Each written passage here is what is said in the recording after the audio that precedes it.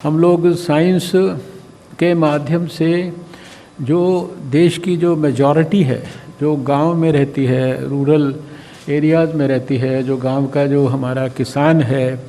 और एग्रीकल्चर के साथ जुड़ा हुआ जो हमारा पक्ष है, इसको हम कैसे साइंस के माध्यम से सुदृढ़ करें। Safest gym in town brings to you fitness की होम डिलीवरी। अब घर बैठे बुलाएं आपकी सर्टिफाइड फिटनेस एक्सपर्ट जो बस आपसे कुछ क्लिक्स ही दूर हैं। डाउनलोड करें Antimatter Fit app. Choose your service, choose your time and choose your location. Sessions start at just ₹99. इनका लाभ लोगों तक पहुंचाना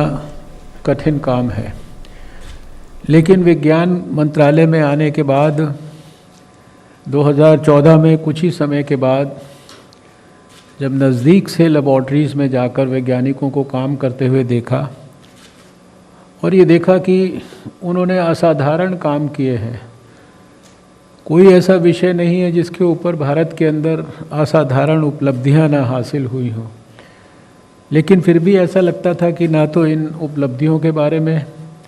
ना ही इन कामों के बारे में लोगों को कोई विशेष जानकारी है, और ना ही हमारे जो आने वाले एस्पिरेंट या एस्पायरिंग जो साइंटिस्ट हैं, हमारा जो भविष्य है, बच्चे हैं, उनके अंदर भी शायद विज्ञान के प्रति उस प्रकार की जिज्ञासा नहीं है। और उसी सब बातों को देखते देखते, समझते समझते अगले कुछ महीनों में ये विचार मन में आया कि विज्ञान को भी एक बड़ा जन आंदोलन बनना चाहिए। और विज्ञान को जन आंदोलन बनने के लिए ये इंडिया इंटरनेशनल साइंस फेस्टिवल, इसकी सबसे पहले कल्पना और सोच भारत सरकार के विज्ञान मंत्रालय ने, जो हमारे विचार परिवार के साथ वैज्ञानिकों की जुड़ी हुई संस्था है विज्ञान भारती, जिसके बारे में अभी उनके ऑर्गेनाइजिंग सेक्रेटरी जयंत सहस्रबुद्धे जी ने हमारे सामने संक्षेप में बात रखी है कि एक स्वदेशी साइंस मूवमेंट जो भारत में चलता था ऐसे वैज्ञानिकों के माध्यम से, ऐसे विज्ञान भारती के लोग और भारत सरकार का साइंस एंड टेक्नोलॉजी मंत्रालय, जिसके सभी कंपोनेंट्स, जिसके सभी वरिष्ठ सेक्रेटरी यहाँ मेरे दाएं बाएं सब लोग बैठे हैं, तो उस नाते ये 2015 में इंडिया इंटरनेशनल साइंस फेस्टिवल की कल्पना की गई थी। और इसके माध्यम से विज्ञान के सारे संबंधित लोग देश में, विदेश में, हर उम्र के, हर अनुभव के, हर लेबॉर्ट्री के, हर आयाम से जुड़े हुए, उनको कैसे जनता के साथ जोड़ना है और कैसे आने वाले हमारा जो फ्यूचर है, फ्यूचर जनरेशन्स हैं, उनमें साइंस के प्रति हमें अभिरुचि पैदा करनी है, इस सोच के साथ ये मूवमेंट शुरू हुआ था। 15 के अंदर दिल्ली के IIT में,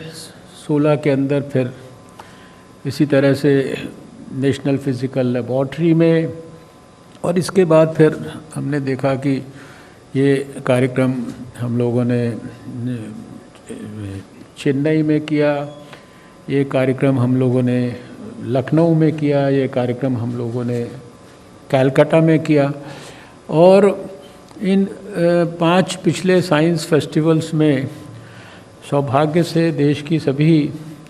बड़ी बड़ी महान हस्तियों को, खाली राजनीतिक क्षेत्र के नहीं अपितु वैज्ञानिक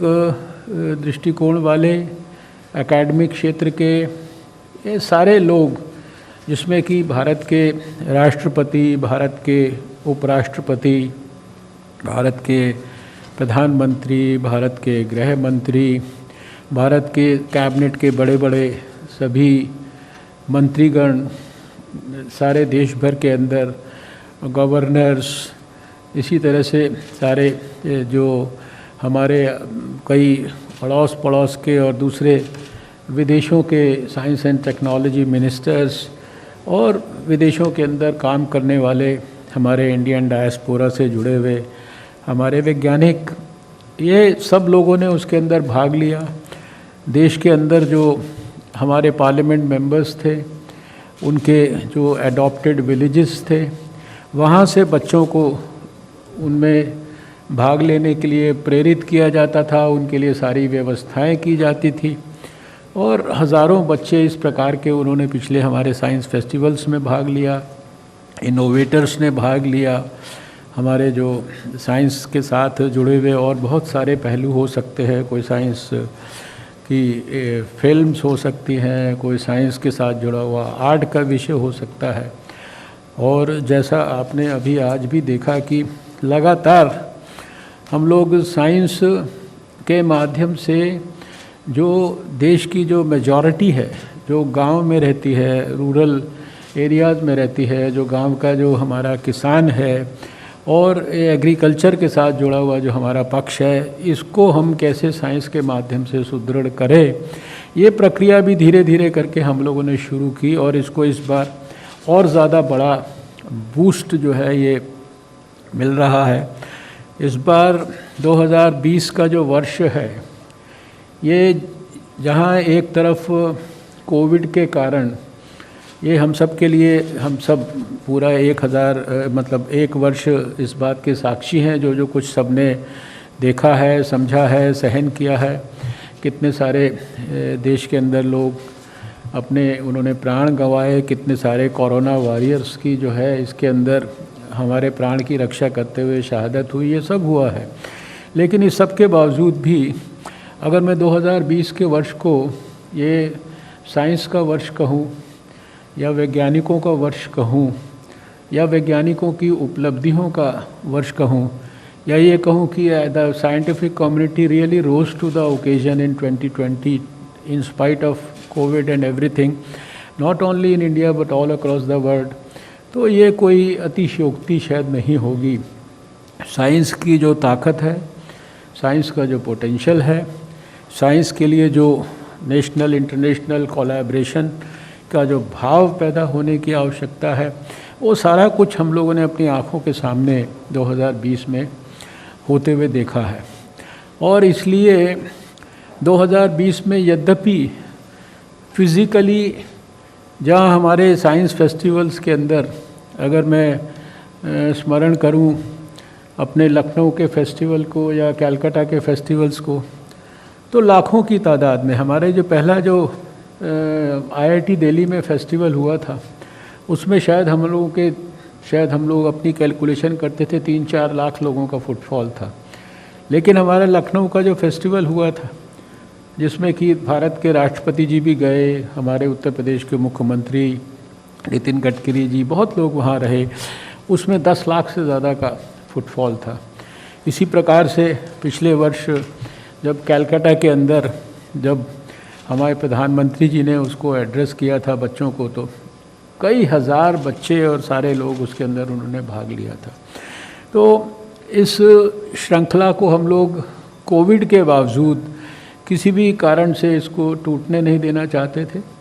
और सबने मिलकर विचार विमर्श किया। 2020 में भी इंडिया इंटरनेशनल साइंस फेस्टिवल होगा और वो शुरुआत भी उसकी एक महत्वपूर्ण दिन में होगी और उसका जो अंत है वो भी एक महत्वपूर्ण दिन में होगा। और इसलिए कल 22 दिसंबर, जो कि देश के इतने बड़े प्रसिद्ध वैज्ञानिक रामानुजन साहब की जयंती है, उस दिन ये हमारा कार्यक्रम प्रारंभ हो रहा है। और 25 दिसंबर जो हमारे सबके हृदय के साथ इतने जुड़े हैं, देश के पूर्व प्रधानमंत्री हैं श्री अटल बिहारी वाजपेयी जी की जयंती, उस दिन हमारा ये इंडिया इंटरनेशनल साइंस फेस्टिवल 2020 ये समाप्त होगा। और ये दोनों दिन के बीच में कई किस्म की एक्टिविटीज़ होंगी। 41 एक्टिविटीज़ के बारे में विस्तार से अभी यहाँ पर कुछ चर्चा हुई है, उसके कुछ वर्टिकल्स के बारे में चर्चा हुई है।